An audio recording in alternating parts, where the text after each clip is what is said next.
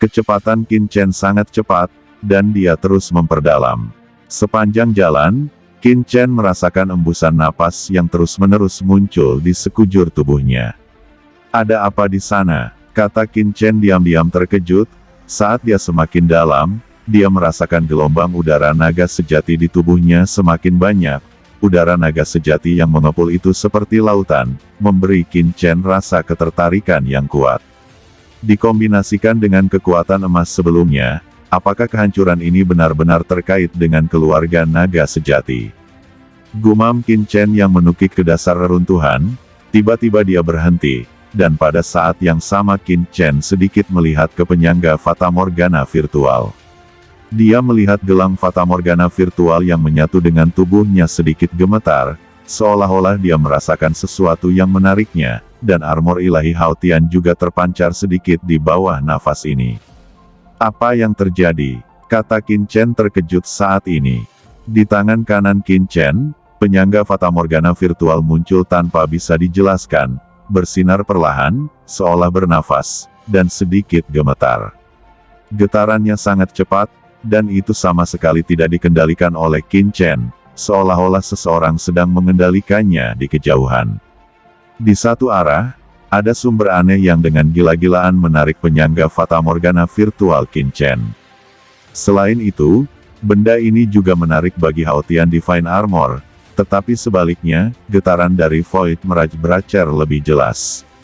Ini seperti magnet, sangat menarik tiram kekacauan, Void Mirage Breacher. Void Mirage Breacher telah mengenali tuannya. Qin Chen terkejut, harta karun ini benar-benar sesuai dengan perintah tuannya. Bagaimana bisa ada situasi yang tidak terkendali? Pikir Qin Chen mengangkat kepalanya dan melihat ke arah yang jauh di langit. Dia merasa bahwa jika dia tidak menekan, Void Mirage Breachers akan terbang langsung ke arah itu bersamanya. Di arah yang dirasakan Qin Chen, sesosok berdiri di udara di kejauhan. Ini adalah pria botak dengan sosok kekar, mengenakan jubah Buddha, dan di kepala botak yang cerah, ada beberapa bekas luka cincin. Ini sebenarnya adalah seorang biksu, tetapi biksu itu penuh dengan kesuraman, dan tidak ada cahaya kudus semacam itu. Dan di tangan kiri biksu itu, ada pelindung pergelangan tangan, yang juga sedikit gemetar saat ini. Meskipun getarannya kecil, biksu botak di Zun ini menoleh untuk melihat gelangnya, lalu melihat ke arah gravitasi. "Ada apa? Gelangku adalah harta karun teratas. Saya telah mengendalikan bertahun-tahun yang tak terhitung jumlahnya, dan saya tidak pernah menemukannya di luar kendali." "Apa alasannya?" Mata biksu botak di Zun berkilat dengan cahaya dingin, dan ada harapan samar. "Mungkinkah di reruntuhan misterius Dewa Vientin, sebenarnya ada harta karun yang menarik gelangku?" Sosoknya melintas, dan pita hitam aneh lewat, dan dia dengan cepat terbang ke arah yang dia rasakan. Qin Chen juga merasakan ketertarikan dari kejauhan.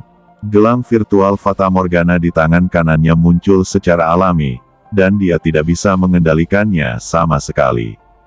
Qin Chen mengangkat kepalanya dan melihat ke udara. Dia dengan jelas merasakan bahwa daya tarik semakin kuat, dan tampaknya sumber gravitasi terus mendekat. Qin Chen mengerutkan kening, dan dia juga mengubah arahnya. Meskipun kekuatan dahsyat yang menarik energi naga di tubuhnya di bawah membuatnya ingin turun untuk pertama kalinya, tetapi kekuatan daya tarik yang membuat pergelangan tangan Fatamorgana virtual bergetar, itu juga membuat Qin Chen tidak bisa menolak. "Molly, bagaimana iblis itu pergi ke arah itu?" Gumam Raja Iblis Api Merah yang mengikuti Qin Chen berkata kepada Iblis Li dengan ragu. "Jangan khawatir tentang dia." Gelang di tangannya muncul tiba-tiba dan sedikit gemetar. "Kalau tidak salah, ini seharusnya gelang yang dilelang di pasar gelap. Apakah ada sesuatu yang menarik gelang ini? Atau ada harta karun muncul?"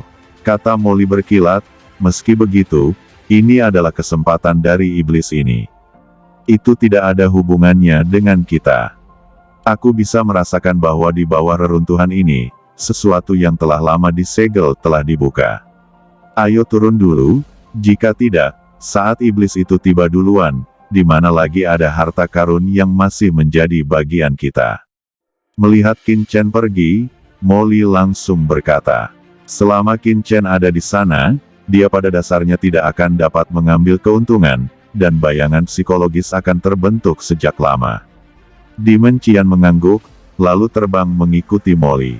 Saat ini Qin Chen terbang dengan cepat, dan setelah beberapa saat, dia melihat pita hitam dalam sekejap, dan titik hitam yang samar-samar mendekat di pita itu jelas merupakan praktisi teratas. Itu dia, gumam Qin Chen mengangkat kepalanya dan menatapnya. Cahaya hitam di kejauhan terus mendekat, dan pada saat yang sama, dia melihat ke arah Qin Chen dengan gelang hantu. Keduanya melihat satu sama lain. Tidak, itu gelang tangan kirinya. Mata Qin Chen dengan cepat tertuju pada gelang tangan kiri pria kuat itu. Dan biksu botak di Zun juga melihat ke bawah, pandangannya juga tertuju pada gelang fatamorgana kanan Qin Chen, dan keduanya merasa hampir bersamaan, kedua gelang itulah yang saling menarik. Mungkinkah gelang virtual fatamorgana harus berpasangan? Mata Qin Chen berkedip sebelum dia sangat gembira. Jika Haotian Divine Armor adalah sebuah kelengkapan, sangat tidak mungkin tangan kanan memiliki gelang, tetapi tangan kiri tidak. Gelang harus sepasang. Dan sekarang, tangan kiri pada Dizun berkepala botak kemungkinan besar adalah penyangga fatamorgana virtual lainnya. Gelang saya, apakah tidak lengkap? Kata biksu botak Dizun juga menunjukkan ekstasi dan juga sangat bersemangat. Gelang di tangan kirinya dapat meningkatkan kemampuan teknik rahasia dan merupakan salah satu harta karunnya. Setelah dia mendapatkan harta ini saat itu, dia belajar untuk waktu yang lama sebelum dia menemukan metode untuk digunakan. Harta biasa, akan ada informasi yang tersisa, tetapi harta karun pergelangan tangan rahasia saya, asalnya sangat misterius, dan teksturnya juga ulet dan tidak biasa, bahkan keberadaan besar seperti Tianzun tidak dapat dengan mudah menghancurkannya. Fikir biksu botak di Zun menjadi semakin bersemangat. Tidak masalah harta apa gelang rahasia ini. Tapi setidaknya ada satu pasang, dan gelang di tangan bocah naga di depanku pasti adalah bagian gelangku yang lain. Qin Chen menatap langit, dan biksu botak di Zun di langit juga menatap Qin Chen di bawah. Suku Budayin, gumam Qin Chen terasa dingin. Suku Budayin adalah ras netral, jarang lahir, seperti suku naga sejati, tetapi sangat kuat. Itu telah memburu iblis dalam beberapa pertempuran dan tidak bersahabat dengan iblis. Status Budayin di alam semesta mirip dengan naga sejati. Bagi monster dan hantu di alam semesta, Budayin selalu dianggap sebagai salah satu cabangnya. Sesama dari suku Budayin sangat sulit untuk dihadapi, dan orang ini adalah Dizun yang sangat kuat, gumam Qin Chen saling menatap, dan tiba-tiba merasa tidak enak. Aku, Long Chen dari klan naga sejati, kata Qin Chen dengan suara rendah. Gui Chan Dizun mengangkat kepalanya sedikit, pandangannya tertuju pada Qin Chen seperti jurang yang gelap, dan tersenyum, yang mulia dari klan naga sejati, harta dari gelang yang Anda dapatkan dan harta dari gelang saya tampaknya memiliki hubungan khusus. Aku menginginkan harta karun gelang itu, dan kamu bisa membuat permintaan. Kata biksu botak di Zun. Qin Chen mencibir di dalam hatinya, apakah orang ini idiot? Dia akan menjual Void Mirage Brachers. Boleh saja, asal itu adalah satu bagian dari harta surgawi. Jawab Qin Chen mencibir. Gui Chan di Zun mengerutkan kening, matanya tiba-tiba dingin. Harta surgawi, apakah kamu bercanda? Ini adalah harta yang diperjuangkan oleh semua ras tingkat tinggi. Sekalipun kedua gelang ini terintegrasi, mereka mungkin tidak sebanding dengan harta surgawi. Apa kamu tidak ingin bertukar? Kata Qin Chen.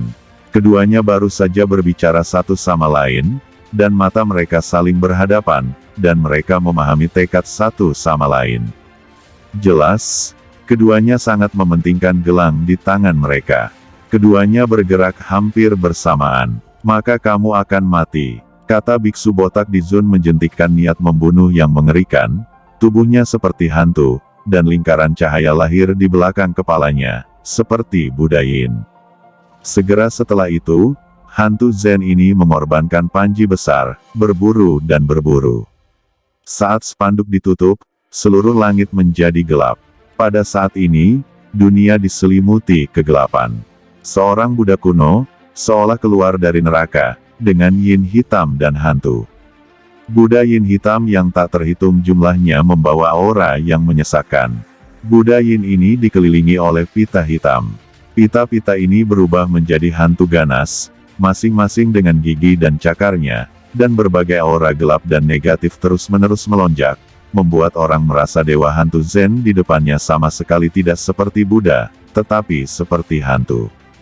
Pria Buddha kuno ini membentuk barisan besar Haotian, dan mulai bernyanyi, serangkaian rune Buddha tergantung di langit, menyelimuti Qin Chen sepenuhnya. Hanya olehmu, kata Qin Chen. Energi naga sejati Qin Chen terbakar, mendesak kekuatan naga sejati, dan langsung menyerbu dengan raungan. Qin Chen menabrak kehampaan tak berujung, dan membunuh seorang Buddha kuno. Setiap Buddha kuno suram dan memancarkan cahaya dingin yang membuat jantung seseorang berdebar kencang. Para Buddha yin ini bernyanyi, dan cahaya Buddha yang gelap menyelimuti mereka seperti menarik Qin Chen ke api penyucian yang tak ada habisnya. Buddha macam apa ini untuk menyelamatkan makhluk hidup? Ini jelas Buddha pembunuh.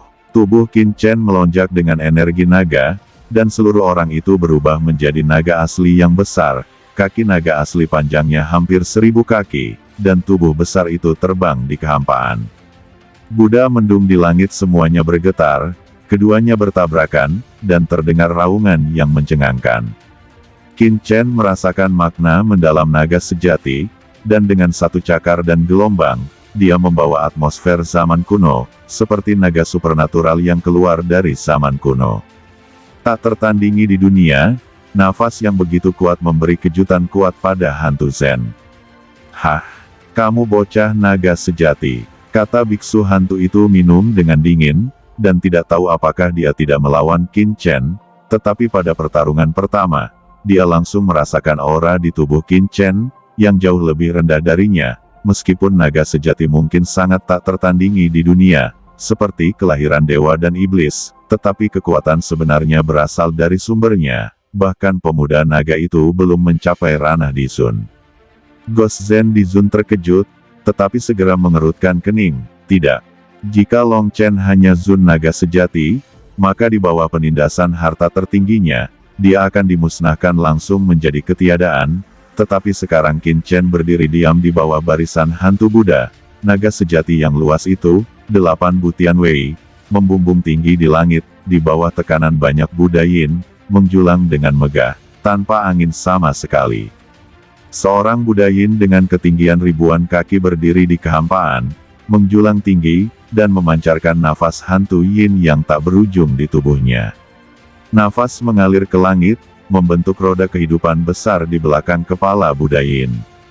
Bayangan itu tidak ada habisnya, seperti api penyucian lautan darah, mengalir keluar. Gui Chan di Zun minum dengan dingin, tangan kirinya dan gelang metode rahasianya tiba-tiba menyinari cahaya ilahi yang luas, memberkati Buddha Yin ini, dan meningkatkan kekuatan mengerikan Buddha 1000 sang ini.